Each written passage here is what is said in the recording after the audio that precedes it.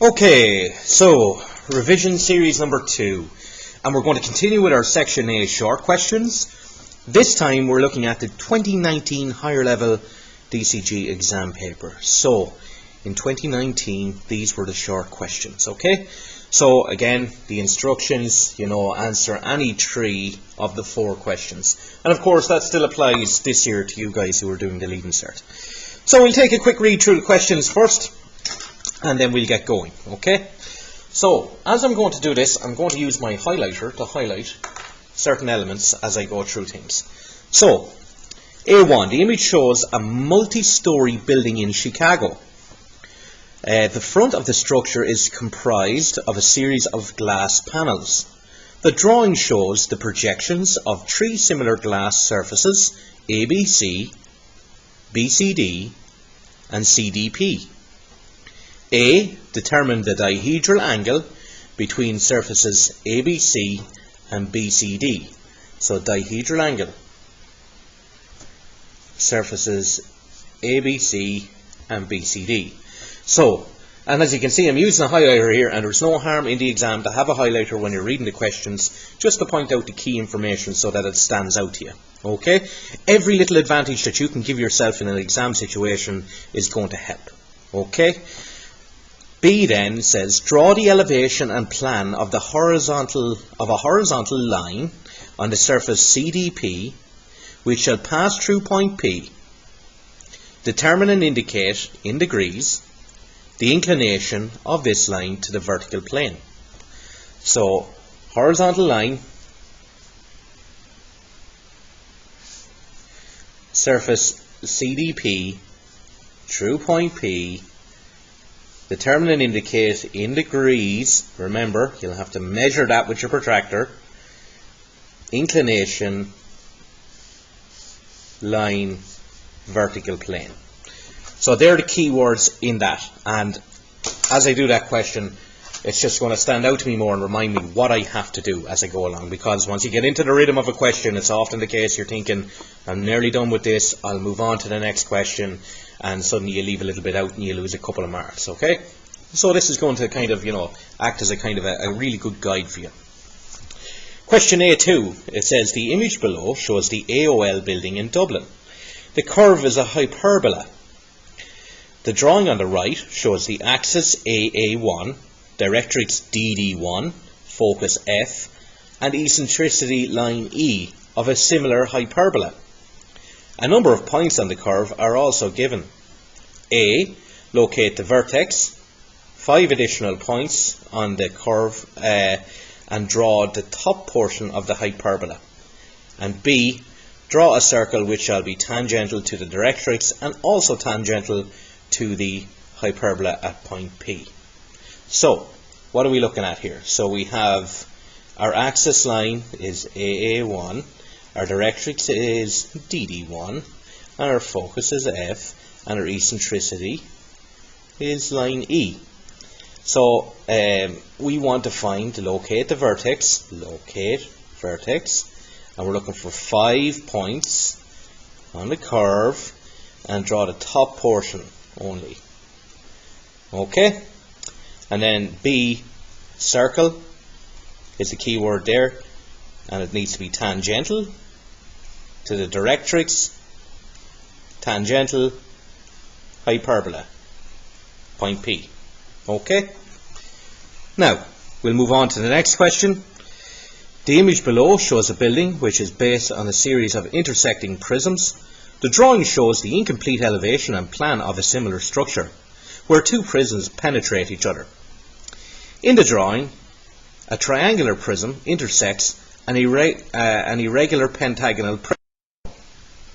A. Complete the elevation and plan showing all lines of interpenetration. And B. Determine the true shape of the triangular ABC. So, incomplete elevation and plan. So, they need to be completed. Prisms penetrate. Triangular prism intersects irregular pentagonal prism and has been shown, and complete the elevation and plan. So we want to complete elevation and plan, and we want all lines to be shown in there, and determine true shape triangle ABC. Now, the next question, A4. The drawing on the right shows the planned and the partially completed perspective drawing of the end portion of a GA pitch. The goalposts are also shown. The position of 2 vanishing points are given in the perspective drawing. A. Complete the perspective drawing of each of the given end portion of the pitch. And B. Determine and show the true height of the goalpost upright. So we have a perspective drawing, okay, GA pitch, the goalposts are shown, and you're given 2 vanishing points, and you want a complete perspective of end pitch portion, and then determine and show the true height goalpost. So I'm just going to zoom in on question A1, like so. Try and get a better shot of it there. And let's work out this one here. So in this question here, okay, we're looking for the dihedral angle, part A, dihedral angle between the surfaces ABC and BCD. Now, just for tutorial purposes here, I'm going to colour both of those surfaces. I'm going to colour in like so. Of course, this is something you don't have to do, alright, but for the purpose of me being able to just clearly outline where we're working.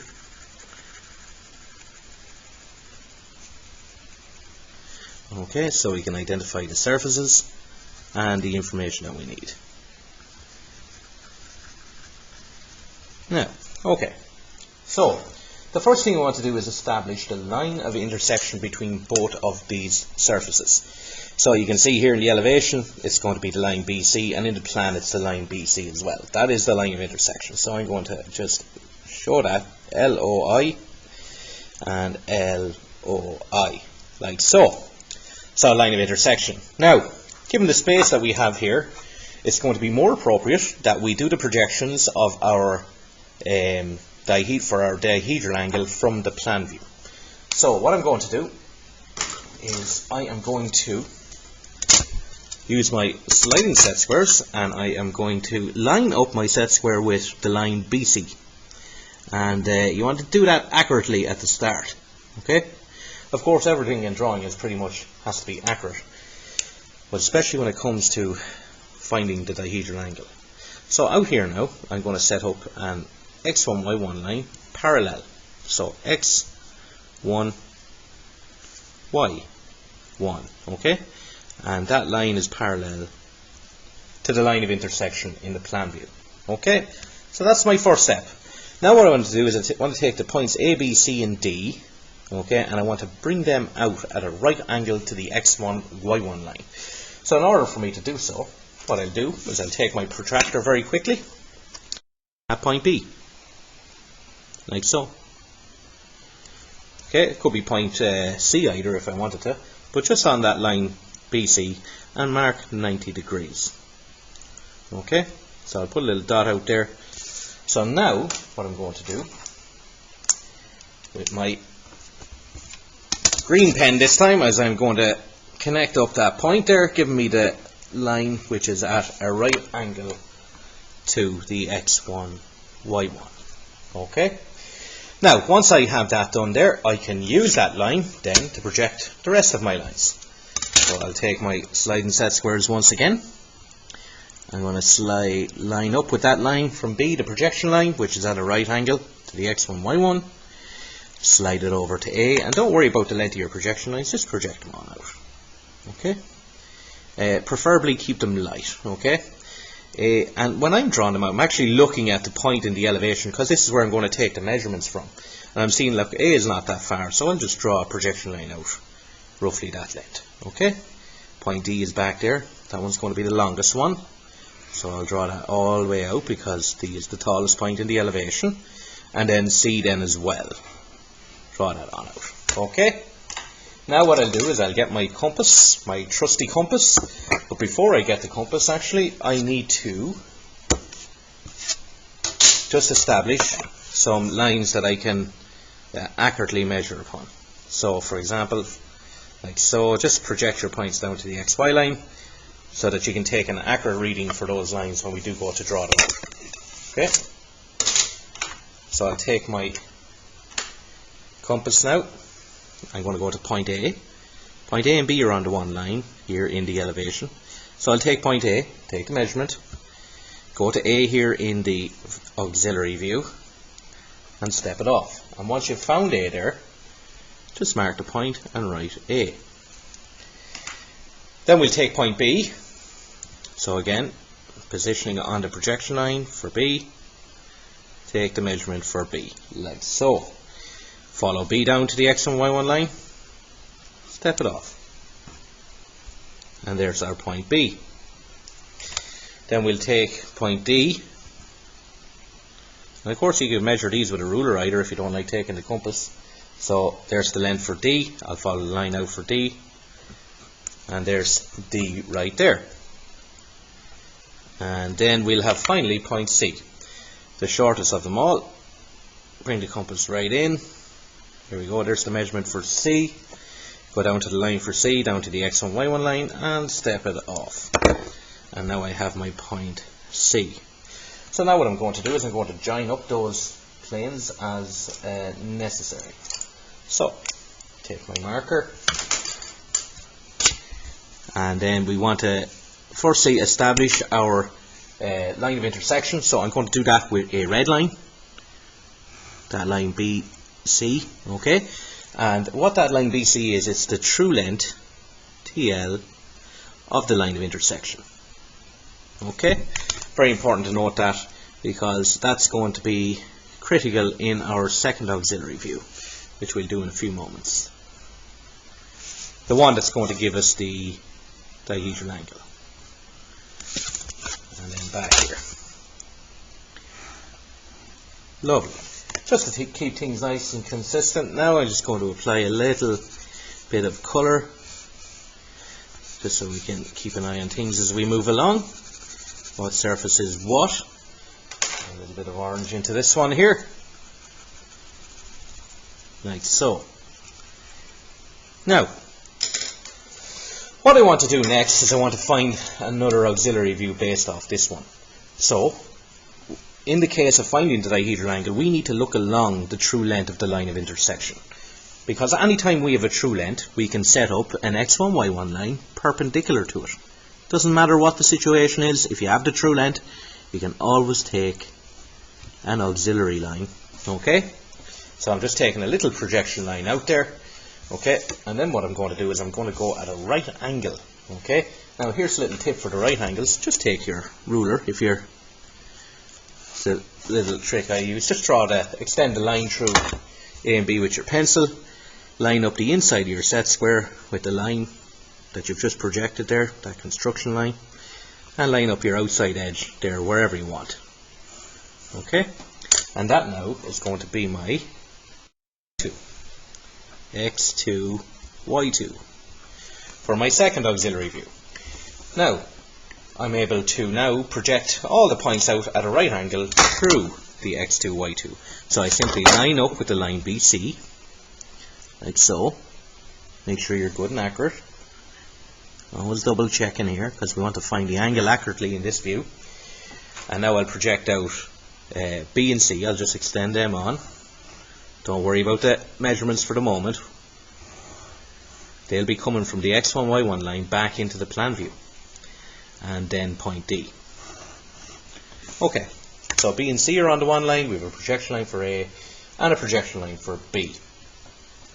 So to take the measurements here, for example, for point A, we go to the X1, Y1 line, to the projection line for A, and we measure to A, like so. I take that measurement to A on the X2, Y2, and I step it off. Once I have that done, mark the point. Mark your point A. Now we're going to take our point B. So we take B there, like so. Follow the point B out. It's on this line here. We mark point B. Now, point C. We'll take point C here. Just stretch the wheel out. Like so. And then we'll go down to C, which is on the same line for B. And you'll find that they land on the same point. Of course they do. Why? Because B and C, we went parallel, remember, with our x1, y1 to B and C. So that means they're both the same distance from the x1, y1 lines. So when we take the measurement, it's the same measurement. And in this view, they're both on the same line, so they are the same point. So we're getting a point view of B and C. Okay? And that's critical because that's going to be the center of our dihedral angle. Now finally I'm going to take point D. And I'll follow D out to the x2, y2 line, and I'll step D off. There's point D. Now what I'll do is I will join D back to B and C, and B and C back to A. And we're getting a very shallow angle, but that's the dihedral angle. Okay?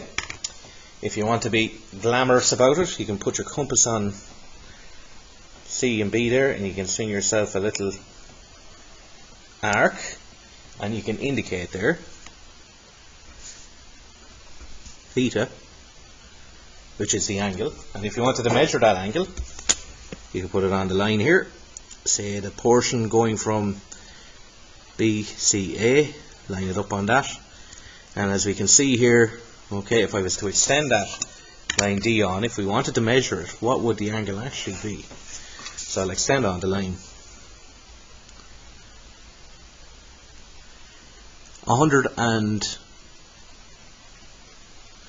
15 degrees.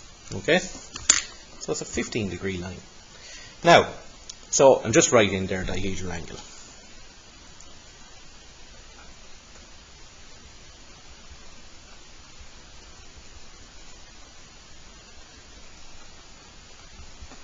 Now, so that's part A of the question.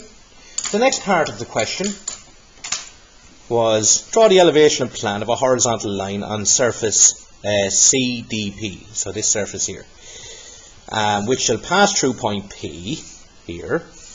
Determine and indicate in degrees the inclination of this line to the vertical plane. Okay, so in order to do this, we need to establish that information we've highlighted. So horizontal line. Now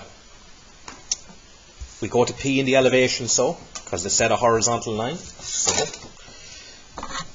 we'll go up here. We'll take a different color this time.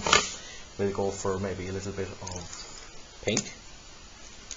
Okay, I'm going to go to point P and I'm going to draw a horizontal line right across to hit the line DC. Now we'll call that point 1. Once I have point 1, I can drop point 1 down to the line DC. So we'll call this the horizontal line. Hor for short, line. And then we'll drop point 1 down to hit the line DC in the plan view. Right here. So there's my point 1 in plan view.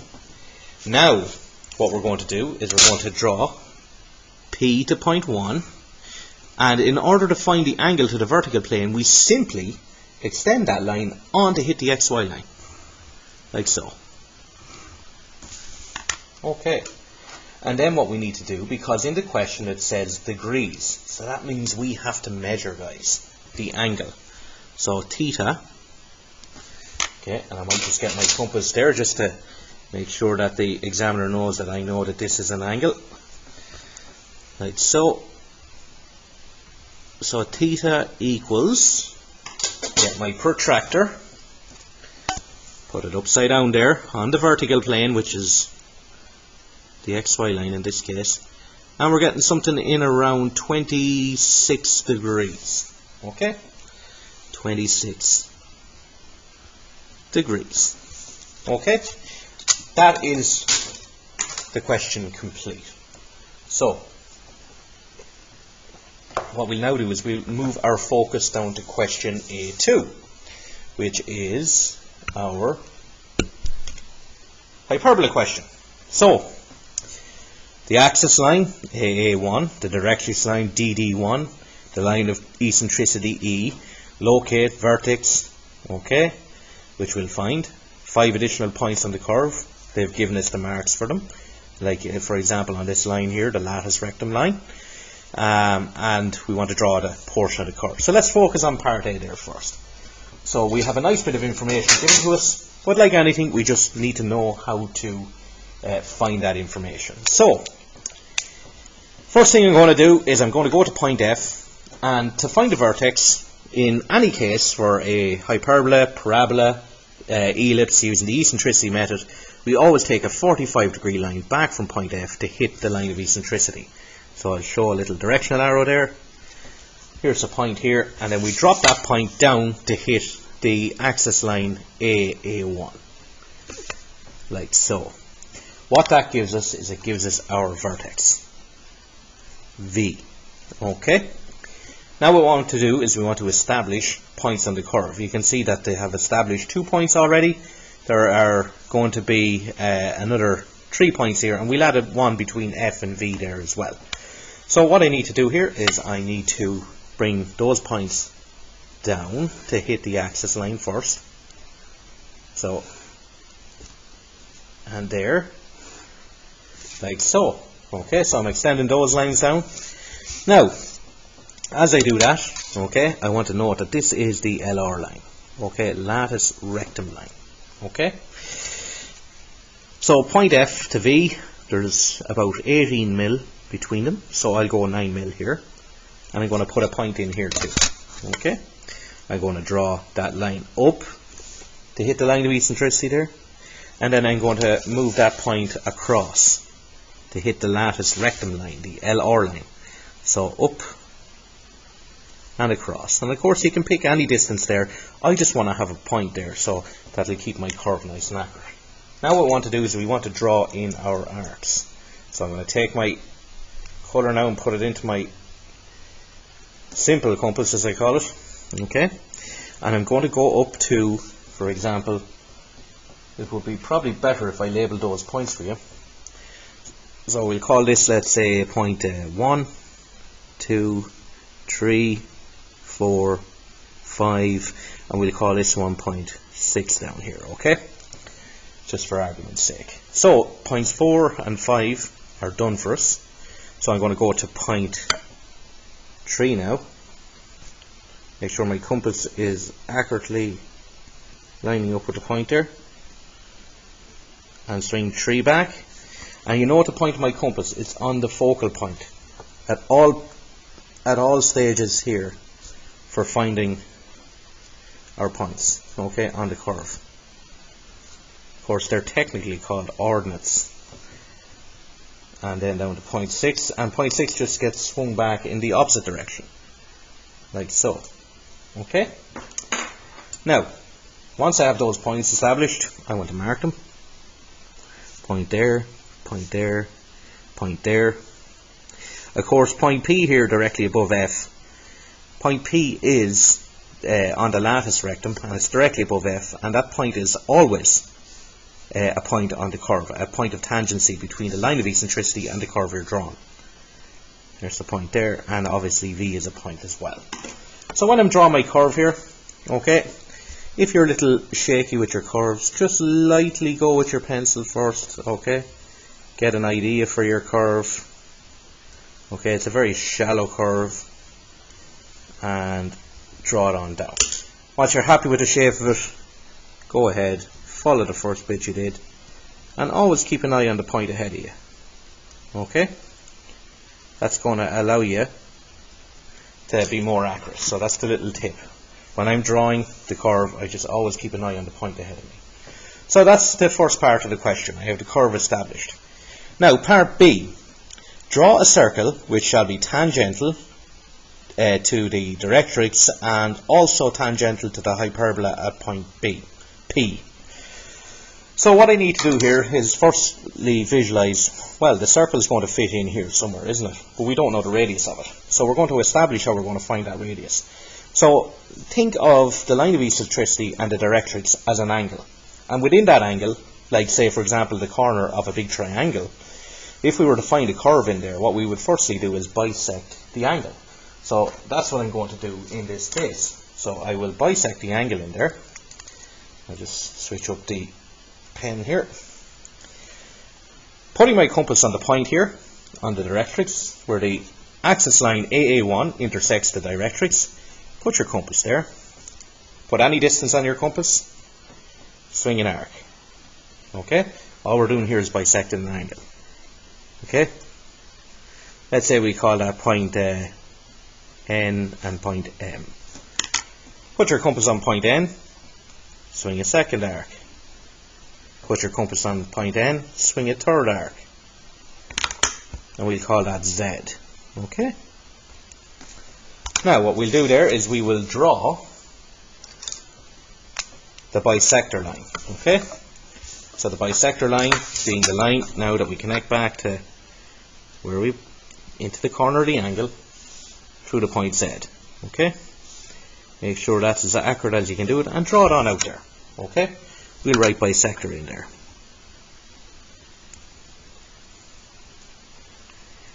Now, if you think about it, point P there. Point P is going to be basically a point of contact on the circle. So essentially, P is going to be the point of tangency on the circle. Now, if the tangent to the circle is the line E, then what we have to draw from P is the normal, which is the line at a right angle to the tangent. So whatever angle P is, we are going to now draw from P a line that's at a right angle. So I'll mark, and then do this with a different colour here. I'll mark 90 degrees. So protractor on the point P, lining up on the line of eccentricity, and I'm going to mark 90 degrees. And draw a line. Okay? That technically is the normal line, the line that's at the right angle to the tangent. Where that normal line intersects the bisector. Okay? So we'll just write down normal there. Okay? Where the normal line intersects the bisector line, we simply then get our compass. Okay? And I'll put a different colour in here, just so we can differentiate between one item and another.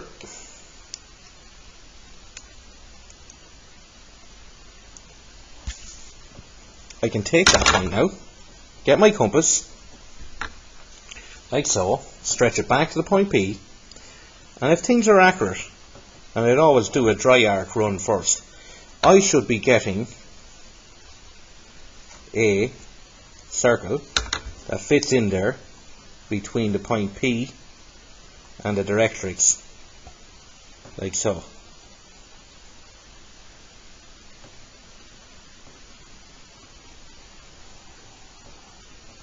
So that there now is my circle. Okay, you see it's tangential here, and if you want to show the point of tangency to the directrix line, you simply draw a line back from the center point horizontally, because the directrix is a vertical line. Okay, and we can establish a point of contact there. We could call that P1 if we wanted to. And that there is the question complete. Okay, so that was a nice question, very nice question to do. So now we'll move our focus over to question A3. So, we have the incomplete plan where two prisms penetrate each other. In the drawing, the triangular prism intersects an irregular pentagonal prism, which has been quoted as shown. So complete. Okay, so as we highlighted earlier, for question A3, okay, this is an intersecting solids question. Incomplete elevation and plan, okay, two prisms penetrate. Triangular prism intersects an irregular pentagonal prism, which has been quoted as shown. Complete elevation plan lines interpenetration, and then determine true shape a triangle ABC. So the first thing we want to do here, okay, is create a set of construction lines in plan view, connecting up our lines like so. They should be very light lines, okay? And then in the elevation likewise. What we're going to do is we're focusing on we're going to divide this kind of part A into two parts. We're going to call it the left hand side, LHS, and the right hand side, RHS. Now, in order for me to complete here, I need to establish what points are hitting what surfaces, where and how. So if I focus on the left hand side first, I can see that the triangular object intersects the main object on an edge view, okay, on an edge line. So that means those points there in the plan view can be taken directly up to the elevation, okay. So we call that point 1, we'll call that point 2, and we'll call that point 3. So we'll take 1, 2 and 3 up now, straight up. 1 is on the line for A, okay, and immediately once I bring that up, I'll mark a point 1 and I'll show a little directional arrow. Then 2 is on the line for C, which is all the way up there, so I'll mark 2 immediately, and then I'll put in a little arrow. That's just to indicate the direction of my projections. And then 3 is on the line B there, which coincides with point A as well. So that's 3, and a little directional arrow. So now I have those 3 points located in the elevation, and I want to establish what's a solid line and what's not. So the B to 3 is going to be solid, 3 to 2 will be a solid line, because we're looking in from here. So we want to, we know that they'll be solid. Then the line 2 to 1 is going to be hidden detail. So I'm going to heavy across here like so. I'm going to heavy 3 to 2. And then a hidden detail line from 2 back to 1, which is just your standard dash line, like so. And then finally, we just need to heavy from C across the 2 along the top there. Okay, so that is the left hand side looked after. Now we go to the right hand side. So again, we're going to establish facts here. We kind of have an edge view of a surface here. We have a slight change in angle, which is going to be critical, and we're going to deal with that in a few moments. And then we have another surface here, and it's an edge view as well. Okay, so what we'll do is we'll locate the points on the edge views first, okay, and then what we'll do is we'll focus on these how the object is going to change as it meets the change in angle on the surface. So first things first, we're going to label this time in the elevation. So last time we went from plan up, this time we're going to go from elevation down. Okay, so we'll call that point 4.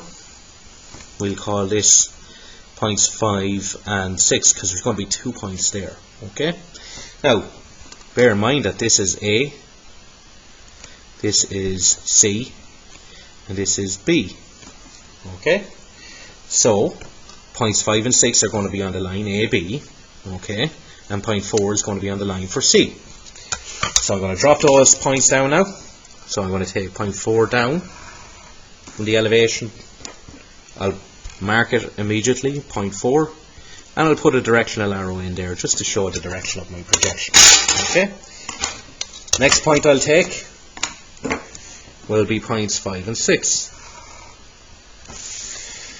Again, I'm going to label them. Point 5 will be to the front because 5 is the first letter, so it'll be down on the point on the line B. Okay, so I'll write 5 there. And then I'll have point 6 here. So, I'm not going to join anything up yet. You might think, okay, you know what, I'll join them up there, that's the job done. Not quite. You're going to have to pay attention here to this line.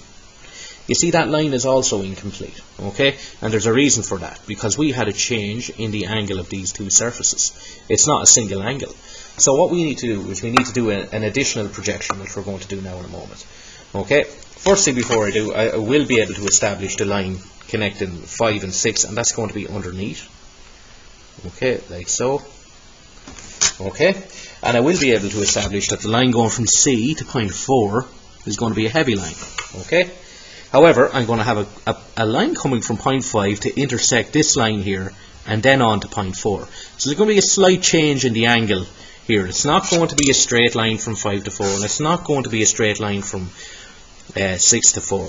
There's going to be a slight change in angle. So how do we find a point that's actually on that line? So what we'll do, I'll just take a different colour here. Key thing, we have the point, we'll call it N. Okay? So we have N in the elevation there. We're going to bring N across to hit the edge line here. Okay, so we call that N again. We're going to drop N down to the plan view, like so, to intersect here and also here. So like N and N, right? And then we're going to bring them across. Okay, firstly I must create a projection line between the line here, and I'm going to project N on this side to intersect here, and I'll mark it immediately. And I'll project N on the bottom half as well to intersect here. Now that's a step you could have easily missed in an exam situation. You might have been, trying to focus on one thing or another. So what we can establish from here is B to 5 is heavy, then 5 travels to N, and N travels into 4. So there's only a very slight change in the angle, but that is going to be the difference between you getting full marks or not. And likewise here, and then back in here, like so. And then we can heavy in the portion of the line here and here. And that then is our view complete. And just to be transparent about it, we'll just put a couple of directional arrows there on the end detail. Okay?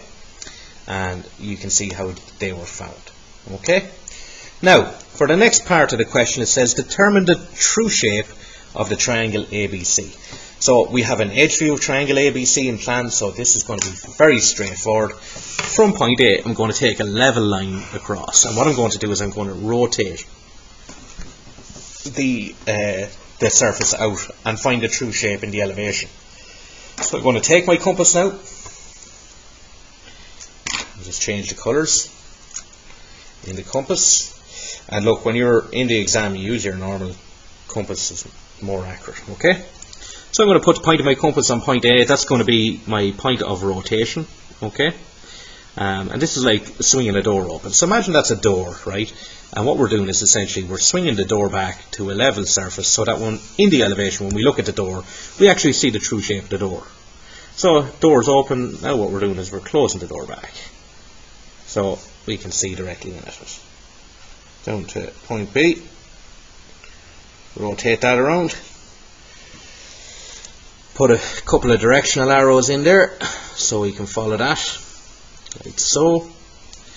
And then what I can do there is I can project up and up, like so. Alright, now where are we going to? Well, we need to bring across the line AB in the elevation. Just bring it across, don't worry about the length of it. Okay, and what we're going to do is we are going to firstly establish, right, point A. Where is point A? Point A is going to stay in the same position, okay, because it was the point of rotation, so no change. A is going to be where it is. Point B, you can see if I bring it around and bring it up, it's going to be in line with the line for B in elevation, so there's point B. And then finally point C, where's that going to be? Well, I bring C on up, like so, to meet C coming across, like so. And that gives me the point C.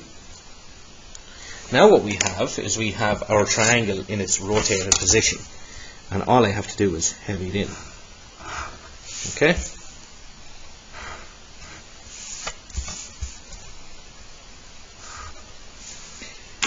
And once I have that bit done there, I can then just give a little shade in with a little bit of colour there. And important, you write true shape.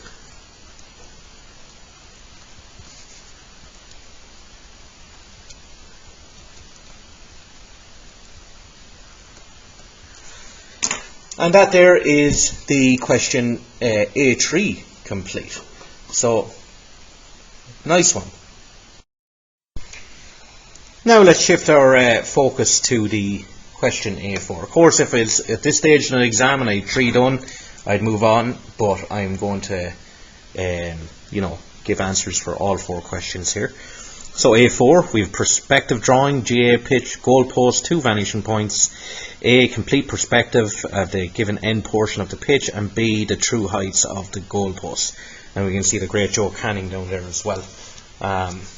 the master of his craft for sure. Now, some man for a sideline cut.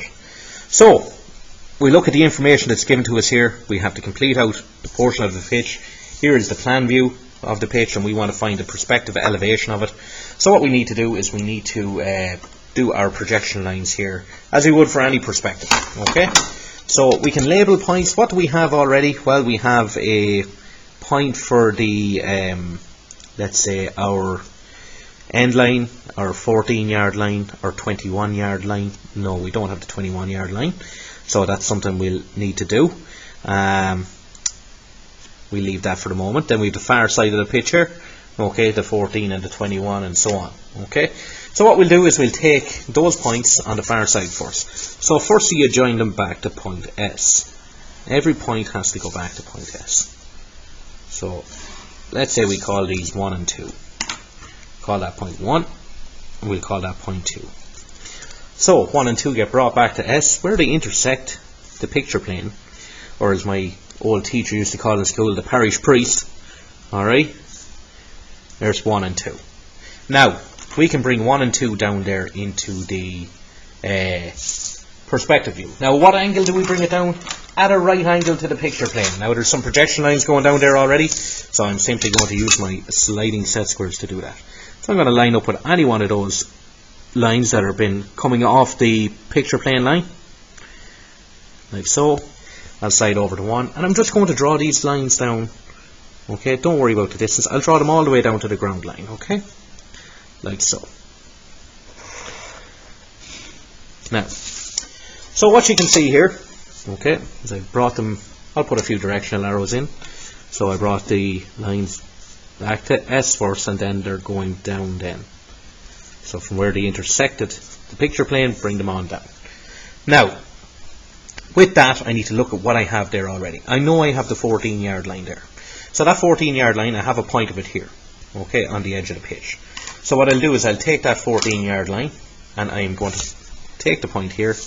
We'll call this point 3. Okay, that point 3. Here it is in the perspective elevation given to us. And I'm going to take that back over to the VP1. Okay? Remember that your points are going to go to one vanishing point or the other, right? Except if they're like vertical or there's an obscure angle that needs an auxiliary vanishing point. You can assume you wouldn't draw that straight across. Okay? It has to go to a vanishing point. So I've taken that line, and what I want to do is I want to find out where it intersects 3 and 1.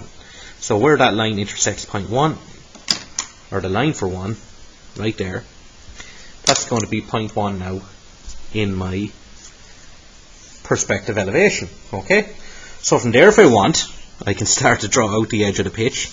There's the corner flag down the bottom corner, that's given to us.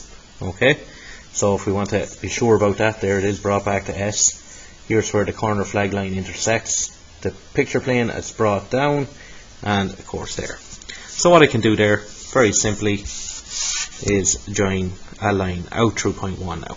Let's join it on, doesn't matter. Okay, so that's great, and what I can do there is I can actually draw in that line heavy. Now, so I have that line, the 14-yard line drawn in. Now the 21-yard line, how are we going to figure this out? Look at it here. It's actually, okay, below the picture plane here, but when I label it over here, I have it above the picture plane. Now it doesn't matter.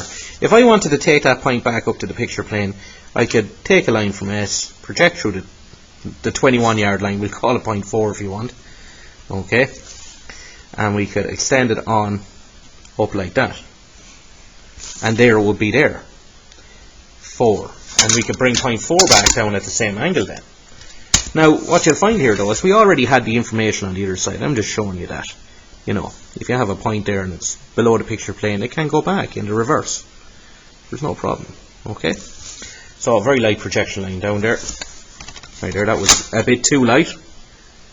Okay, like so. Okay, so that one there, I could have done that and then brought it on down like so. However, we did have the point 2 on the other side located because it's on the sideline.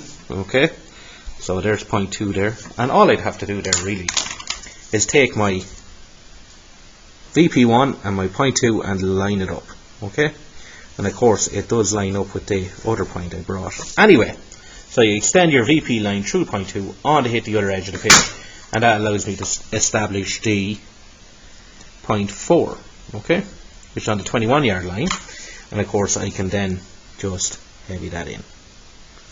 Right, so now we want to find a large square or parallelogram, or you hear rectangle, parallelogram, square, depends what the GA commentator is, okay? And then the small square inside, and actually none of them are actually squares, lads. You know what I mean, like the square inside is not a square, okay? It's a rectangle. But anyway, so what we're going to do is we're going to take the points now for those, and we're going to complete out the projections here in the elevation. So what you can see is we have our point here, okay? And we already, like, if we want, we have a point there on the picture plane that we can bring straight down, okay? It will be the intersection of the 21 yard line with the picture plane, okay? Which essentially is this point here, okay? The 21 yard line intersecting the ground. So that's quite straightforward. So what I can do there is, just to be doubly sure, line up with one of the projection lines, get over to that point, we'll call it point X, okay? Bring point X down there, and sure enough it lands in on the point that we have there. So there's X. So from there we can project back to vanishing point 2. So I'm going to project X back to vanishing point 2, like so, okay? And that's going to allow me to establish one line on the outside of the large parallelogram. Now I want the other side, so here what I can do is I can take that point back to point S. Where it hits the picture plane, we'll call it point N. And we'll bring point N then down, the same angle as the rest of them. Okay. So where N intersects there on the picture plane, bring it down. And we want it to hit there on our 14 yard line, okay? So where it hits the 14 yard line, hits it right here, okay? We can now take that point, so I'll just label N there, and I can take N back to hit the vanishing point 2, like so, and then I can draw it like so, okay? So I now have the large parallelogram, as they call it. Maybe it's parallelogram because it's not marked out correctly, but anyway. And then if we want a smaller square then, okay, we have a line already coming from the corner of the small square. So if you follow the line out here, here it hits here, we'll call that point Z, alright? So we can bring point Z down. So again, sliding set squares, we'll bring Z down. This appears to be the same angle, okay? That's where it hits here. So there's Z, alright, right there. Not 2, we'll call it Z. And then on the other side there, what we can do is we can bring, so that's Z, make that a little bit heavier. And then we have, we'll call the other one ZW. I don't know why W, but I just picked W, okay? So we can take W down there as well. We'll have to take it to the our spectator point first, point S. So there's W, back to S. Here's where it hits the picture plane. And what we can do there is we can bring, again at the same angle as the rest of them, W down. Now there are some quicker ways of doing this, but I'd rather just go through the traditional approach. There's W, and now what we can do there is we can actually project from VP2 out through Z, okay, and out through W, like so. Now we still need to find how far the small square comes out. So what we'll do is we'll take a point here, we'll call it point T. So we'll take T back to S, we'll mark point T there, and then what we'll do is we'll take T back at the same angle, down into the perspective elevation as the rest of them, and where T intersects the line coming out from W, which is projected from the VP2 out through W, then what we have there is our point T. And once we have T there, Jez, I wouldn't mind a cup of tea now. Project through T from the VP1 on to hit the line coming out from VP2 through Z. And then we can join up. Like so. We just heavy in the bits and pieces that we want then. And that's the job done. There's our small square inside. We don't need to show any more of the pitch out here. Okay, we can just show that it does travel on. Okay. So that's the part A. Alright, and there's a little bit of work in that. Then part B, determine and show the true height of the goalpost upright. So what I'm going to do is I'm going to take one of the uprights here. Let's say I take, we'll do this in a heavy red. Let's say I take the upright here. I'm going to circle around it. Let's say I take this upright. I'll call it GP, goalpost. Okay? What we're going to do is we're going to take that goalpost point, okay, because we want to find the true height. Imagine I was taking the pitch and moving it forward towards the picture plane so that GP would be on the picture plane. Because anytime we have a point on the picture plane, we can determine the true height of that point. So that's the key thinking here, getting GP across to the picture plane if we were sliding the pitch over. And then we have to note that we have GP already in the perspective view, but we just want to find the true height. So GP. So there it is in the perspective elevation. What I'll do is I'll take a line. I call this the slide method. I'm going to project GP across to hit the picture plane. So here's GP here now. Okay. Now you might be going, well, why do you bring it straight across? Do you not bring it at an angle? Whatever way the pitch is orientated, okay? If we were to slide GP down, it would just end up way down the page here. So either going down or across. And so across is best, it's going to suit us. What I'm going to do there is I'm going to take that point for GP now straight down. Don't worry about point S here, okay? So what we're going to do, because this is, I'm going to line up with the projection lines going down, and I'm going to bring GP on down there. Now it's lining on top of my point N, so don't worry about that. Swipe it off there. Now, bring it on down to the ground line. See that? Okay, bring it on down. I'll put an arrow on it there. I'll put a couple of different arrows, shaded arrows on that. Okay, so you can see it going on down there. Now what I want to do, alright, is go to VP2 and go to the very top of the goalpost, okay, in the perspective elevation, and I'm going to project a line on to hit the line I just brought down for GP, like so, and I'll put a directional arrow on that as well, a big one. Okay, so you can see that through the top of the goalpost on to hit here. And what I have now is, if I was to measure this distance from here to the ground line, okay, that distance there, I'll just write it out. D equals height of GP. Okay? D equals height of GP. So if I was to measure that in the perspective drawn, alright, I have something like 19 millimeters. So, alright, in the drawn here. There's no scale on it or anything, we're just showing that. So that's how you find the height of GP, okay? And that's the perspective drawing complete.